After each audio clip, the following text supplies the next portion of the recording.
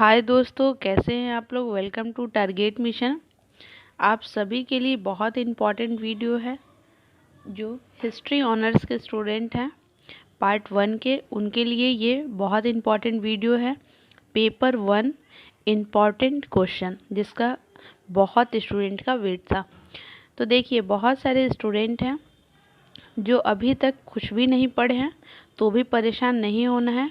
Target Mission आप सभी के लिए ये वीडियो लाया है ताकि आप इस सारे प्रश्न को ज़रूर अच्छे से पढ़ लें। ये वीडियो थोड़ा लंबा हो सकता है क्योंकि ये हिंदी और इंग्लिश दोनों भाषाओं में एक्सप्लेन किया गया है। तो देखिए, आइए पहले हम लोग देखते हैं इस बार का न्यू पैटर्न एग्ज़ाम का। तो इस तरह का न्यू पैटर्न है 2021 का। 10 MCQ क्वेश्चन आएगा, जो एक MCQ 2 नंबर का होगा, तो टोटल आप लोग का 20 नंबर का MCQ होगा। और 4 सब्जेक्टिव क्वेश्चन लिखने होंगे, जो एक सब्जेक्टिव क्वेश्चन 5 नंबर का होगा, तो टोटल आपका 20 नंबर का, यानी कि 4 लिखना है। तो 3 सब्जेक्टिव क्वेश्चन होगा, जो कि एक क्वेश्चन 20 नंबर का पूछा जाएगा, तो यानी कि 60 नंबर। तो टोटल हुआ आपको 100 मार्क्स, यानी कि 100 मार्क्स का फर्स्ट पेपर और 100 मार्क्स का सेकेंड पेपर। ऑनर्स का पेपर आप लोग का 100 मार्क्स का आता है। तो आइए देखते हैं। जो भी स्टूडेंट को और भी कुछ प्रॉब्लम है या कुछ डाउट है, तो आप लोग कमेंट बॉक्स में लिंक दिया गया है और डिस्क्रिप्शन बॉक्स में भी लिंक दिया हुआ है। आप वहां से क्लिक करके ज़रूर देख लें। लाइव लिया गया था जिसमें सारे डाउट को क्लियर किए गए हैं। तो आइए देखते हैं हम लोग इम्पॉर्टेंट क्वेश्चन को। ये इम्पॉर्टेंट क्वेश्चन इतना इम्पॉर्टेंट है कि आप ये सारे क्वेश्चन कर लीजिएगा तो 100% है कि आपको एक्स्ट्रा कुछ नहीं पढ़ना है। सिर्फ इन सवालों को अच्छे से पढ़ लीजिए और इसके नोट्स भी बना लीजिए। देखिए, question number 1, describe literary source for the study of ancient Indian history, यानी कि प्राचीन भारतीय इतिहास के साहित्य स्रोतों का वर्णन करें। तो देखिए, यहाँ पे आपको ध्यान देना है एंशिएंट इंडियन हिस्ट्री, उसका सोर्स यानी कि उसका स्रोत प्राचीन भारतीय इतिहास का। तो ये आपका नंबर 1 क्वेश्चन कंप्लीट हुआ। नंबर 2 यानी कि question number 2, socio economic life of Indus people, यानी कि सैद्व वासियों के सामाजिक आर्थिक जीवन को रेखांकित करें। इसी क्वेश्चन में दूसरे तरह से ही पूछा जा सकता है, explain the main feature of town planning of Indus Valley civilisation, यानी कि सिंधु घाटी सभ्यता की नगर योजना की प्रमुख विशेषताओं का परीक्षण करें। तो देखिए, आपको यहाँ पे पढ़ना है इंडस वैली, उसका मेन फीचर या सोशियो इकोनॉमिक लाइफ का। इस तरह से आपको ये 2 क्वेश्चन आपका कंप्लीट हुआ। आइए देखते हैं question number 3, examine the silent feature of Maurya administration, और मौर्य प्रशासन की प्रमुख विशेषताओं का परीक्षण करें। इसी क्वेश्चन को दूसरे तरफ से ही पूछा जा सकता है, describe the history of rise of Magadh, यानी कि मगध के उत्कर्ष के इतिहास का वर्णन करें। इसी में एक और क्वेश्चन पूछा जा सकता है, डिक्लाइन ऑफ मौर्य एम्पायर, यानी कि कैसे मौर्य एम्पायर का धीरे धीरे जो उसका प्रशासन या जो भी सम्राट फैला हुआ था वो कैसे धीरे धीरे ख़त्म होने लगा। या एक और इसमें सवाल पूछा जा सकता है कि चंद्रगुप्त मौर्य की उपलब्धियों का परीक्षण करें। तो देखिए, यहाँ पे 4 तरीके से पूछा गया है। मेन थीम है यहाँ पे मौर्य एम्पायर, यानी कि मौर्य जो मगध का था। तो आपको जब आप नोट्स बनाइएगा तो आप ऐसा नोट्स बनाइए कि उसमें ये चारों पॉइंट आना चाहिए। पहले इसका नोट्स कैसे बनाना है ये भी आपको हम बता रहे हैं।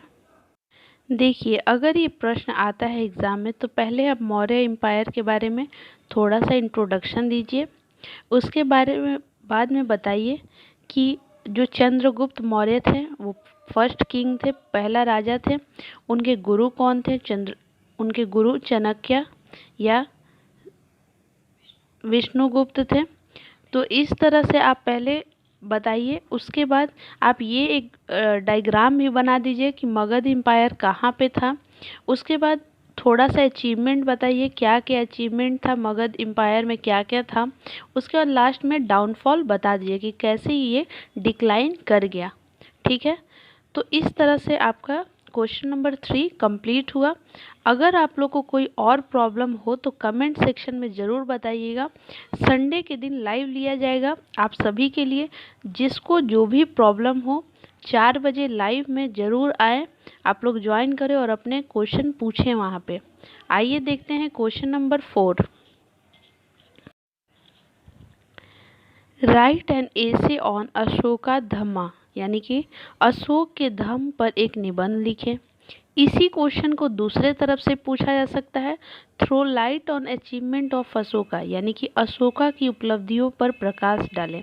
देखिए, अगर हम लोग चाहते तो सिर्फ एक प्रश्न दे सकते थे, लेकिन आप लोग कंफ्यूज ना हो इसलिए जितने तरीके से सवाल आ सकते हैं वो सारे तरीके आप लोग के सामने रखा गया है। आप लोग जब नोट्स बनाएं तो उन सारे सवाल पर ध्यान दें। और नोट्स कैसे बनाने हैं इस पे ऑलरेडी वीडियो अपलोड किया गया है। अगर फिर भी आपको प्रॉब्लम हो तो आप संडे के दिन लाइव में ज़रूर आइएगा कि कैसे नोट्स बनाना है इतने कम टाइम में। Okay, question number 5, give an estimate of the achievement of Kanishka, यानी कि कनिष्क की उपलब्धियों का मूल्यांकन करें। तो इस प्रश्न को भी आप कैसे बनाइएगा, पहले बताइएगा कनिष्क के बारे में। उसके बाद एक डायग्राम ज़रूर बनाइएगा कि कनिष्क का जो एम्पायर था वो कहाँ पे था, नॉर्थ में था कि साउथ में था, और वो कैसे ये बाहर से आए थे इंडिया में, ये सब आपको बताना है और इनका उपलब्धि क्या है। और फिर लास्ट में कंक्लूजन ज़रूर लिखना है।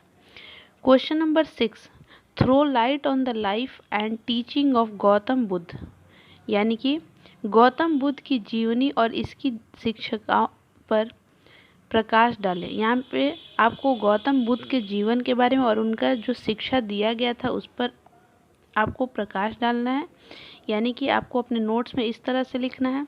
या इसी सवाल को ऐसे पूछा जा सकता है, right an essay on Gautam Buddha, यानी कि गौतम बुद्ध पर एक निबंध लिखें। एक और सवाल है, discuss the life and teaching of Vardhaman Mahavira, यानी कि वर्धमान महावीर की जीवनी और शिक्षाओं की विवेचना करें। तो देखिए, आपको दोनों में से कोई एक 100% आएगा, चाहे गौतम बुद्ध के ऊपर है या वर्धमान महावीर के ऊपर है। तो आपको बहुत अच्छे से दोनों पढ़ लेना है। ऐसा कोई ये नहीं है कि हमेशा गौतम बुद्ध आता है तो सिर्फ वही आएगा, नहीं, महावीर भी आ सकते हैं। तो इसीलिए दोनों को बहुत अच्छे से पढ़ लीजिएगा। Question number 7, give an estimate of Harsha as a ruler, एक शासक के रूप में हर्ष पर एक मूल्यांकन करें। तो देखिए, यहाँ पे हर्षवर्धन के बारे में आपको बताया गया है। तो आपको जब हर्षवर्धन पे लिखिएगा तो हर्षवर्धन का जो किताब है लिखा गया वो भी ज़रूर बताइएगा। और इनके जो कोर्ट पोएट थे बाणभट्ट, उनके बारे में बताइएगा, वो भी जो लिखे थे। फिर इन्हीं के टाइम में जो चाइनीज़ ट्रैवलर आए थे उनके बारे में बताइएगा। मतलब कि जो अगर आपसे सवाल पूछा गया है तो उसका जितना इम्पोर्टेंट पॉइंट है वो ज़रूर बताइएगा। और संडे के दिन लाइव में ज़रूर आइएगा ताकि आपको ये चीज़ पता होना चाहिए कि आंसर कैसे लिखना है। Question number 8, describe the village administration of Chola, यानी कि चोलों की ग्राम प्रशासन का वर्णन करें। तो यहाँ पे आपको चोला डायनेस्टी पढ़ना है। Question number 9, evaluate the achievement of Chandragupta two as a ruler, एक शासन के रूप में चंद्रगुप्त द्वितीय की उपलब्धियों का मूल्यांकन करें। तो आपको यहाँ पे चंद्रगुप्त 2 को अच्छे से पढ़ना है और अपना एक नोट्स भी तैयार कर लेना है। आपको लग रहा होगा कि 15-16 सवाल बहुत ज़्यादा है, लेकिन ये ज़्यादा नहीं है क्योंकि आपको 7 सब्जेक्टिव आंसर लिखना है। तो आपको इस बात का ध्यान रखना है कि आपको कम से कम 15-16 सवाल पढ़कर ही जाना है। इतना पढ़कर जाइए, 7 जो सवाल आएंगे और भी सवाल आएंगे, लेकिन आपको जितना करना है वो ज़रूर आप कर लीजिएगा। ये 100% की गारंटी है आपको। तो आप अच्छे से इन सारे सवाल कर लीजिए। Question number 10, discuss the social and political condition of Aryan during Vedic period, यानी कि वैदिक काल में आर्यों की सामाजिक एवं राजनीतिक स्थिति का वर्णन करें। तो आपको यहाँ पे पढ़ना है वैदिक काल, यानी कि वैदिक काल में आर्य, यानी कि आर्यन पढ़ना है वैदिक पीरियड में। तो यहाँ पे भी आप क्या क्या लिख सकते हैं, ऋग वैदिक, लेटर वैदिक, सब कुछ लिख सकते हैं यहाँ पे, चारों वेद का नाम। तो ये सब इंक्लूड करके इस आंसर को बहुत अच्छा बना सकते हैं। Question number 11, give an account of political condition of the India in the 6th century BC, यानी कि 6ठी सदी ईसा पूर्व में भारत की राजनीतिक व्यवस्था का वर्णन करें। तो आपको यहाँ पे ध्यान देना है पॉलिटिकल कंडीशन, यानी कि राजनीतिक जो व्यवस्था था 6th सेंचुरी में, 6ठी शताब्दी में, उसकी वर्णन करना है। तो आइए देखते हैं question number 12, evaluate the achievement of Samudragupta, यानी कि समुद्रगुप्त की उपलब्धियों का वर्णन करें। और Samudragupta is regarded as the Napoleon of India, comment, यानी कि समुद्रगुप्त को भारत का नेपोलियन कहा जाता था, समीक्षा करें। तो देखिए, अगर आप समुद्रगुप्त पढ़ते हैं तो उन्हीं को भारत का नेपोलियन भी कहा जाता था। तो देखिए, इस तरह से आप पढ़िएगा तो जितना 10 MCQ करना होता है ऑनर्स के पेपर में, वो भी आप आराम से कर लीजिएगा अगर ये सारे टॉपिक पढ़े रहे तो। ठीक है, तो ये दोनों एक ही सवाल है, इसको अच्छे से नोट्स बना लीजिएगा, वहाँ पे जाकर अच्छे से लिखिएगा। Question number 13, discuss the cultural contribution of the Palas of Bengal and Bihar, यानी कि बिहार एवं बंगाल के पालों की सांस्कृतिक दोनों का वर्णन करें। तो यहाँ पे आपको ध्यान रखना है पाल डायनेस्टी, ये 2021 जो अभी जनवरी में एग्ज़ाम हुआ था या दिसंबर में, उसमें भी ये सवाल पूछा गया था, तो इसलिए ये बहुत इंपॉर्टेंट सवाल है।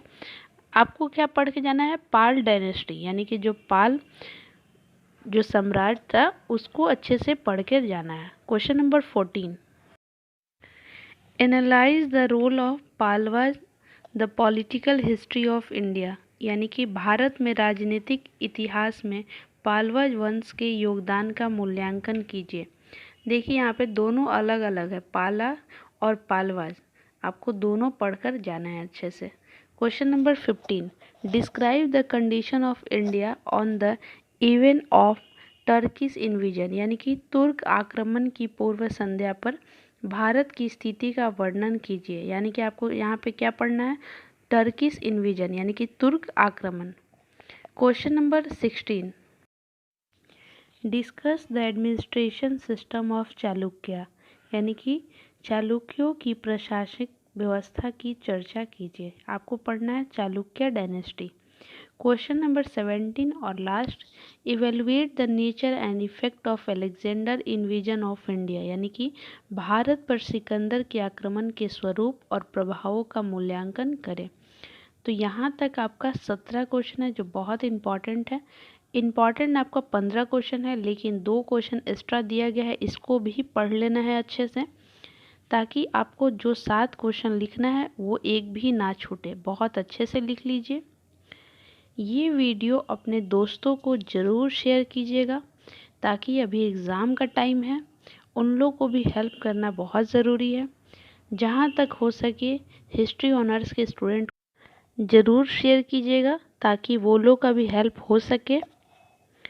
और अभी तक जिन्होंने चैनल को सब्सक्राइब नहीं किया है वो सब्सक्राइब ज़रूर कर ले और बेल आइकन पे भी क्लिक कर ले, ताकि आपको सारा नोटिफिकेशन मिल सके।